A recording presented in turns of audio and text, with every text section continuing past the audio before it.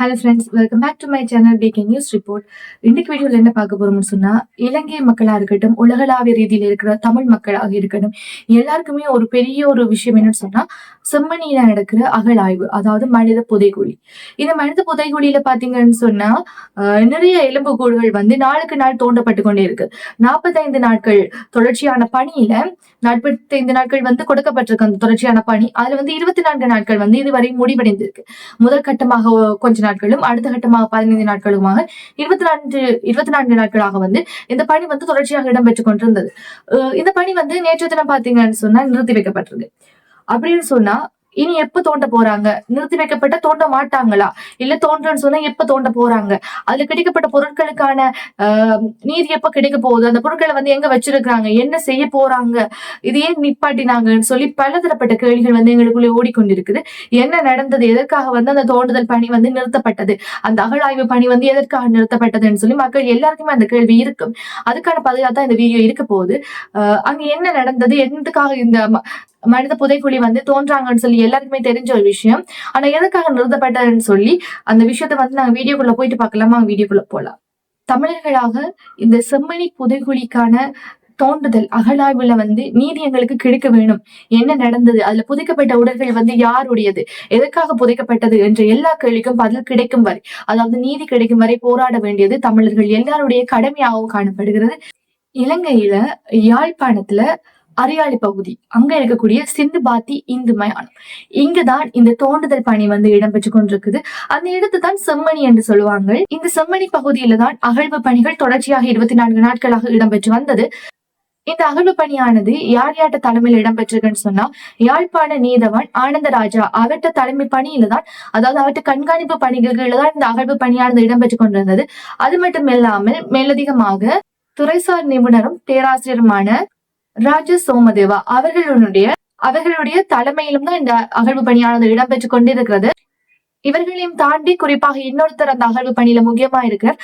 அதாவது சட்ட மருத்துவரான பிரணவன் செல்லையா அவர்களும் வந்து இந்த அகழ்வு பணியில வந்து முக்கியமான ஒரு நபராக வந்து கடமையாற்றிக் கொண்டிருக்கிறார்.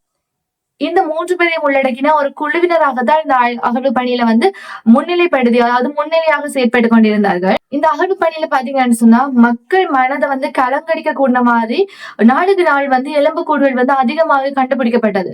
அதையும் தாண்டின இன்னொரு விஷயமாக பொருட்கள் சில கிடைச்சது. அந்த பொருட்களை பார்த்த உடனே இன்னுமே பெரிய அளவில் ஒரு மனசே கலங்கடிக்கிற மாதிரியான விஷயமா வந்து காணப்பட்டது. அந்த பொருட்கள் எல்லாமே பார்க்கும்போது உணர்ச்சி ரீதியாக வந்து அவ்வளவு ஒரு தாக்கத்தை செலுத்தி இருந்தன. உண்மையிலுமே பார்த்தா பலமான ஒரு வேதனையை தான் அவர்கள் வந்து கடந்து சென்றிருக்காங்க அந்த புகைப்படம் மூலதாக. இந்த அகழ்வாய்வு மேற்கொண்டிருக்கும் போது ஒரு புத்தக பை ஒன்று கிடைத்தது. அதாவது வந்து எழுத்து பொறிக்கப்பட்ட ஒரு நீல நிற பை. அந்த பை வந்து சொல்றாங்க யுனிசெஃபால கொடுக்கப்பட்ட பையாக வந்து இருக்கலாம் என்ற மாதிரியான ஒரு கருத்துக்களும் வந்து வெளியே வந்து கொண்டிருக்கு. அந்த புத்தக பையோட மீட்கப்பட்ட ஒரு சிறுவனுடையது என்று சொல்லக்கூடிய சந்தேகத்துக்கு இடமான ஒரு எலும்பு தொகுதி மற்றும் ஒரு சின்ன பொம்மை, இது எல்லாத்தையுமே பார்க்கும்போது சின்ன சிறுவர்கள் கூட அந்த புதைகுழியிலே எலும்பு கூடுகளாக காணப்படுகிறார்களே என்றது வந்து பெரிய ஒரு சோதனை வேதனையை வந்து உலகளாவிய ரீதியில் இருக்கிற மக்கள் மத்தியிலையும் பெரிய ஒரு ஆளாத துயரத்தை வந்து ஏற்படுத்தி இருக்குது. அது வந்து சிறுவெண்டதான் சொல்லி இன்னும் உறுதிப்படுத்தப்படையில. ஆனா அதன் அளவு, அதுல கிடைக்கப்பட்ட பொருட்கள், அந்த பொம்மை, அந்த புத்தக பையை பார்க்கும்போது அது ஒரு சிறுவனுடையதாக இருக்கலாம் என்ற மாதிரி வந்து ஊகிக்கப்படுகிறது. அது மட்டும் இல்லாமல் அந்த எலும்பு தொகுதிக்கு அருகிலேயே இன்னும் சில பொருட்கள், சிறுவர்கள் விளையாடக்கூடிய பொம்மை, ஆடைகள், அது மட்டும் இல்லாமல் சிறுமிகள் பயன்படுத்தக்கூடிய பாட்டா நிறுவன தயாரிப்பிலான ஒரு காலணி ஒன்று, அது மட்டும் இல்லாமல் கண்ணாடியிலான வளையல்கள் என்று சொல்லி இவ்வாறான பொருட்கள் வந்து அந்த இடத்துல இருந்து மீட்கப்பட்டிருக்கு. இப்படியாக பார்த்தோம்னு சொன்னா புத்தகப்பை, அந்த பொம்மை, அந்த கண்ணாடி வளையல், இப்படி எல்லாவற்றையும் உள்ளடக்கின அந்த மனித எலும்பு தொகுதிகளின் ஆய்வறிக்கை இந்த ஜூலை மாதம் 15ஆம் தேதிக்கு முன்னதாக அது தொடர்பான அறிக்கையை சமர்ப்பிக்கும்படியாக சட்ட வைத்தியரான பிரணவன் செல்லையா அவர்களுக்கு யாழ்ப்பாண நீதவானாகிய ஆனந்தராஜா அவர்கள் வந்து கட்டளை வந்து வழங்கி இருக்கிறார். இன்றைய தினம் ஜூலை மாதம் 11ஆம் தேதி, இன்னும் 4 நாட்கள், அதாவது ஜூலை 15ஆம் தேதிக்கு முன்னதாக அந்த அறிக்கை வந்து சமர்ப்பிக்கப்பட வேண்டும் என்று சொல்லி கட்டளை இடப்பட்டிருக்கு. ஏன்னு சொன்னா அந்த கட்டளை அதுக்கு ஏற்ற மாதிரி வந்து அது சமர்ப்பிக்கப்பட்டதுக்கு பிறகுதான் அங்க வந்து இருக்க நிறைய விஷயங்கள், உண்மைகள் வந்து வெளிவரும் என்ற மாதிரி வந்து தெரிவிக்கப்படுது. ஏன்னு சொன்னா அந்த அறிக்கையை வந்து ஆராய்ந்ததுக்கு பிறகுதான் அங்க இருக்க எலும்பு தொகைகள் வந்து எத்தனை பெண்களுடையது, எத்தனை ஆண்களுடையது, எத்தனை சிறுவர்களுடையது என்ற மாதிரியான கணக்குகளும், அங்க வந்து எத்தனை எலும்பு தொகுதிகள் வந்து என்ன கண்டிஷன்ல இருக்கு என்ற மாதிரியான விஷயமும் வந்து வெளிவரும். இப்படியான பல விஷயங்கள் வந்து அந்த அறிக்கைக்கு பிறகுதான் வெளிவரும்.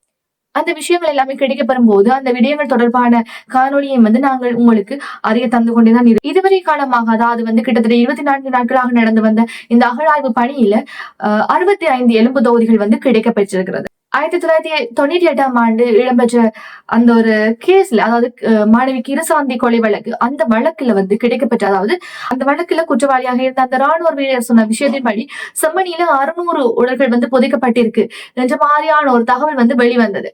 அந்த தகவலின் படிதான் செம்மணி வந்து தோண்டப்பட்டது. தோண்டப்பட்ட அகழாய்வு வந்து நிறைய கட்டங்களாக இடம்பெற்றுக் கொண்டு வந்து இடைநிறுத்தப்பட்டு தற்போது வந்து ஒரு பெரிய ஒரு பேசு பொருளாகவே ஆரம்பித்து இருக்கிறது. தொடர்ச்சியாக வந்து இந்த அகழாய்வு வந்து இடம்பெற்றுக் கொண்டிருக்கிறது. அப்ப பார்த்தோம்னு சொன்னா அதுல வந்து 600 உடல்கள் பற்றின ஒரு அறிக்கை தான் கொடுத்திருந்த. 600, கிட்டத்தட்ட 600 உடல்கள் வந்து அங்க புதைக்கப்பட்டிருக்கிறது என்ற மாதிரியான ஒரு வாக்குமூலத்தின் அடிப்படையில தான் இந்த விஷயம் வந்து பெரிய ஒரு விஷயமா வெளியில தெரிய வந்தது. அந்த அடிப்படையில பார்த்தோம்னு சொன்னா இப்ப கிடைக்கப்பட்டது வெறும் 65 எலும்புக்கூடுகள்ல. அப்படி பாக்க அதுல ஒரு 10ல 1 மடங்கு கூட எலும்புக்கூடுகள் இன்னும் முழுசா வந்து கிடைக்க பெறையில. அப்படியாக இருக்கும் பட்சத்துல 600 எலும்புக்கூடுகள் என்று சொல்லும் போது இந்த 15 நாட்கள்ல 65 எலும்புக்கூடுகள் வந்து கிடைக்க பெற்றிருக்கிறது. இன்னும் அகழாய்வு பணி வந்து தொடர்ச்சியாக இடம்பெறும் போது இன்னும் பல எலும்புக்கூடுகள் வந்து கிடைக்க பெறலாம். ஒவ்வொரு இடங்களாக அந்த செம்மணியில ஒரே இடத்துல இல்ல பல திக்குகளாக பல திசைகள்ல வந்து அந்த அகழாய்வுகள் வந்து இடம்பெற்றுக் கொண்டுதான் இருக்குது. ஒவ்வொரு இடங்களாக முதல் கட்டம், 2ஆம் கட்டம், 3ஆம் கட்ட அகழாய்வு வந்து இனிதான் இடம்பெறப் போகிறது. 2ஆம் கட்ட அகழாய்வு நிறுத்தப்பட்டுள்ளது. அந்த வகையில பார்த்தோம்னு சொன்னா 600 என்று சொல்லப்பட்ட அந்த எலும்புக்கூட்டு தொகுதியில 65 தான் கிடைக்கப்பெற்றிருக்கு தற்போது வரையில. சொல்ல போனா கூடலாம வெளியே குறையாது.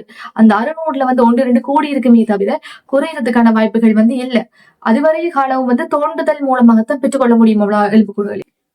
உண்மையிலே பார்த்தோம்னு சொன்னா அந்த அகழ்வு பணியை மேற்கொண்ட நபர்களுக்கு நாங்க நன்றி தெரிவித்தே ஆக வேணும்னு சொன்னா, அந்த புகைப்படங்கள், அந்த பொருட்களை பார்க்கும்போது எங்களுக்கே அவ்வளவு ஒரு கனதியா மனசுக்குள்ள அவ்வளவு பாரம் வந்ததுன்னு சொன்னா, அவ்வளவு வந்து கவலை வந்ததுன்னு சொன்னா, அந்த இடத்துல நேரடியாக அந்த அகழாய்வுல நின்று அந்த வேலை செய்த மனிதர்களுக்கு வந்து எப்படியான ஒரு உணர்ச்சி வந்து ஏற்பட்டிருக்கு, எப்படியான ஒரு கலக்கம் வந்து ஏற்பட்டிருக்கு. சோ அந்த இடத்துல நின்று அவங்க வந்து அந்த அகழாய்வு மேற்கொண்டு இருக்கிறாங்கன்னு சொன்னா கட்டாயம் வந்தவர்களுக்கு நன்றி சொல்லியே ஆக வேணும்.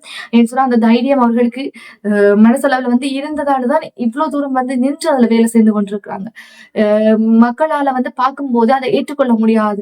இதை வந்து எப்படி ஏற்றுக்கொள்றேன்னு தெரியாத ஒரு மனநிலை வந்து மக்கள்கிட்ட காணப்படுது. ஆனா அந்த இடத்துல நின்றவங்களுக்கு கட்டாயம் வந்து நன்றி சொல்லியே ஆகணும்னு சொன்னா அவங்க இவ்வளவு ஒரு சங்கடத்தின் மத்தியில் அந்த இடத்துல நின்றுப்பாங்கன்றது வந்து யோசிச்சு கூட பார்க்க முடியாத ஒரு விஷயம். இந்த அகழ்வு பணியானது தொடர்ச்சியாக இடம்பெற்றுக் கொண்டிருந்தது.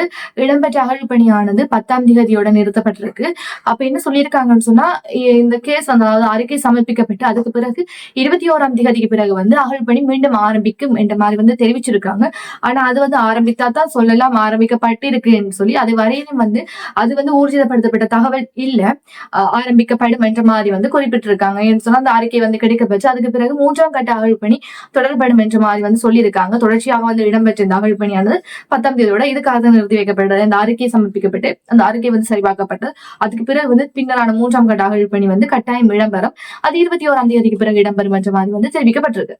இதுக்காகத்தான் நிறுத்தப்பட்டிருக்கு. 10ஆம் தேதி, அதாவது நேற்றைய தினம் வரையும் பார்த்தோம்னு சொன்னா 15 நாட்கள் இடம்பெற்றது. அதாவது 2ஆம் கட்ட அகழ்வு பணி வந்து 15 நாட்கள் இடம்பெற்றது. மொத்தமாக பார்த்தோம்னு சொன்னா 24 நாட்கள் வந்து இடம்பெற்றிருக்கு. இதுக்கு மொத்தமாக 45 நாட்கள் வந்து சைன் பண்ணியிருக்காங்கன்ற மாதிரி கூறப்பட்டது. அதாவது 45 நாட்கள் வந்து அசைன் பண்ணியிருக்காங்க. 45 நாட்களுக்குள்ள அதுக்குள்ள என்ன இருக்கு, அந்த புதைகுழியில வந்து எத்தனை எலும்புக்கூடுகள் வந்து கிடைக்க பெற்றிருக்கு என்ற மாதிரி அந்த அகழ்வு பணி வந்து 45 நாட்களுக்கு வந்து இடம்பெறும் என்ற மாதிரி தெரிவிச்சிருக்காங்க. இப்ப வரையும் வந்து 24 நாட்கள் வந்து இடம்பெற்றிருக்கு. 1ஆம் கட்டம் 2ஆம் கட்டமாக இடம்பெற்றது. அதுல வந்து பார்த்தோம்னு சொன்னா அந்த 24 நாட்கள்ல பார்த்தோம்னு சொன்னா 2 மனித எலும்பு புதைக்குழிகள் வந்து கண்டுபிடிக்கப்பட்டது. ஒரே இடத்துல இல்ல, 2 இடத்துல. அதாவது முதற்கட்டம் பார்த்தோம்னு சொன்னா தடயவியல் அகழாய்வு தளம் இலக்கம் 1ல இருந்து பார்த்தோம்னு சொன்னா 63 எலும்புக்கூடுகள் வந்து கிடைக்க பெற்றிருக்கு. அதே மாதிரி தடயவியல் அகழாய்வு தளம் 2ல பார்த்தோம்னு சொன்னா 2 எலும்புக்கூடுகள் வந்து கிடைக்க பெற்றிருக்கிறது. அது மட்டும் இல்லாமல் இந்த தடயவியல் அகழ்வாய்வு தளம் 2ல இருந்து குழப்பகரமான சில எலும்புக்கூடுகள் வந்து காணப்படுறதா வந்து சொல்லி இருக்கிறாங்க. இதுக்கு முதல் பார்த்தோம்னு சொன்னா முதல் வந்த நியூஸ்ல ஜேசிபி இயந்திரத்தை வச்சு அங்க வந்து மேற்கொள்ளப்பட்ட சிரமதானம், அதாவது வந்து அங்க மேற்கொள்ளப்பட்ட தடயவியல் ஆய்விலின் போது வந்து இப்படி வந்து எலும்பு சிதறல்கள் வந்து கிடைக்கப்பெற்றிருக்கு. அதாவது வந்து குழப்பகரமானதுன்னு சொல்லும் போது முழுமையான ஒரு எலும்பு கூடாக இல்லாமல் குழப்பகரமான விதத்துல, அதாவது முழுமையான எலும்பு, அதாவது ஒரு பாடி ஷேப்ல வந்து முழுமையான எலும்புகள் இல்லாமல் பார்ட்ஸான சில எலும்பு தடலங்கள், அதாவது சிதியங்களும் வந்து கிடைக்கப்பெற்றிருக்கு. அதாவது அந்த குழப்பமான புதைகுழி 2, அதாவது மனித புதைகுழி தடயவியல் மனித புதைகுழி 2 இலக்கம் 2ல வந்து அப்படியான கொஞ்சம் குழப்பகரமான எலும்பு சிதலங்களும் வந்து கிடைக்கப்பெற்றிருக்கிறது. அதே சமயம் வந்து இதுவரையும் மீட்கப்பட்ட அந்த எலும்பு தொகுதிகள் எங்கே என்று கேட்டீங்கன்னு சொன்னா அந்த அனைத்து எலும்பு தொகுதிகள் சட்ட வைத்திய அதிகாரிகளுடைய பாதுகாப்புல வந்து வைக்கப்பட்டிருக்கிறது. அது மட்டும் இல்லாமல் அங்க கிடைக்கப்பெற்ற பொருட்கள் எங்க, அந்த பொருட்கள் வந்து எங்க போனது, எங்க ஆனது என்ற கேள்விக்கும் வந்து விடை இருக்கிறது. புத்தகப்பை, காலணி, கண்ணாடி வளையல், அந்த பொம்மை போன்ற அனைத்து பொருட்களுமே சான்று பொருட்களாக அடையாளப்படுத்தப்பட்டது. அது வந்து எவிடன்ஸாக அடையாளப்படுத்தப்பட்டு கட்டுக்காவல்ல வைக்கப்பட்டிருக்கு. ஆய்வை பார்த்தோம்னு சொன்னா இதுவரைக்கும் இடம்பெற்ற நகர்வு பணியின முழுமையான விஷயம்னு சொன்னா இதுதான். இவ்வாறாக 2 கட்ட நடவடிக்கை வந்து முடிவடைந்திருக்கு. அடுத்த கட்ட நடவடிக்கை 21ஆம் தேதி என்ற மாதிரி வந்து குறிப்பிட்டிருக்காங்க. அதுவரைய காலமும் வந்து இதுவரை காலம் வந்து 65 எலும்புக்கூடுகள் வந்து கிடைக்கப்பட்டிருக்கு. முதலாம் தொகுதியில இருந்து 63, அடுத்த தொகுதியில இருந்து 62 சேர்த்து 65 எலும்புக்கூடுகள் வந்து கிடைக்கப்பட்டிருக்கு. 10ஆம் தேதியோட வந்து இந்த தோண்டுதல் பணியானது நிறுத்தி வைக்கப்பட்டிருக்கிறது. இனி வந்து 21ஆம் தேதி வந்து இந்த தோண்டுதல் பணி வந்து மீள ஆரம்பிக்கப்படும் என்ற மாதிரி வந்து குறிப்பிடப்பட்டிருக்கு. இதுக்கு வந்து பொறுப்பாக வந்து நிறைய பேர் வந்து நிறைய குழுல வந்து 3 பேர் உள்ளடக்கிய அந்த குழு வந்து இந்த வந்து தீவிரமா வந்து இடம்பெற்று கொண்டிருக்காங்க. முக்கியமான நபர்கள் தான் இந்த 3 பேர். அதையும் தாண்டி நிறைய பேர் வந்து இதுல இருக்கிறாங்க. இது வந்து தமிழர்களுக்கு கிடைக்க வேண்டிய ஒரு நீதி கட்டாயம் கிடைத்தே ஆக வேண்டும். ஏன்னு சொன்னா அந்த புதைகுழியில இருக்கிற எலும்புக்கூடுகள் யார்ட்டு, அதுக்கு சொந்தக்காரர்கள் யார், எதற்காக அவர்கள் வந்து புதைக்கப்பட்டார்கள் என்ற கேள்வி வந்து எல்லாட்ட மனதிலுமே இருக்கு. அதுக்கான நீதி வந்து கட்டாயம் கிடைக்கும். அதுவரையும் வந்து அந்த பகுதியில் வந்து சிலர் வந்து போராட்டங்களையும் ஈடுபட்டுக் கொண்டிருக்கிறார்கள். அகிம்சை வழியில் தான் போராட்டங்கள் வந்து இடம்பெற்றுக் கொண்டிருக்கிறது. இதுக்கான முடிவு வந்து இந்த அறிக்கைகள் எல்லாமே சமர்ப்பிக்கப்பட்டு முழுமையாக அந்த இடம் வந்து அகழாய்வு செய்யப்பட்டதுக்கு பிறகுதான் தெரிய வரும். இவ்வாறு தான் மன்னார்லையும் வந்து புதைகுழி அகழாய்வு செய்தார்கள். அது வந்து இடைநிறுத்தப்பட்டது. அவ்வாறு இல்லாமல் இந்த அகழாய்வு வந்து தொடர்ச்சியாக இடம்பெற வேண்டும் என்றது எல்லாருடைய கோரிக்கையாக காணப்படுது. இடம்பெற்றால் தான் தெரியும் அதுல முழுமையாக வந்து எத்தனை எலும்புக்கூடுகள் இருக்கிறது என்றது. சோ எல்லாரும் பார்த்தோம்னு சொன்னா இந்த அகழ்வாய்வு வந்து கட்டாயம் வந்து முழுமையாக இடம்பெற வேண்டும். இடம்பெற்று கட்டாயம் வந்து நீதி கிடைக்க வேண்டும் என்றுதான் எல்லாட்ட விருப்பமா இருக்கு. இதே மாதிரி காணொலி வந்து நீங்க தெரிஞ்சுக்கொள்ளணும் பார்க்கணும்னு சொன்னா மறக்காம பிகே நியூஸ் ரிப்போர்ட்டை சப்ஸ்கிரைப் பண்ணி லைக் பண்ணி கமெண்ட் பண்ணிக்கொள்ளுங்க. இதே மாதிரி இன்னொரு காணொலியில உங்களை சந்திக்கும் வரை உங்களிடம் விடைபெறும் நான் உங்கள் பாய்.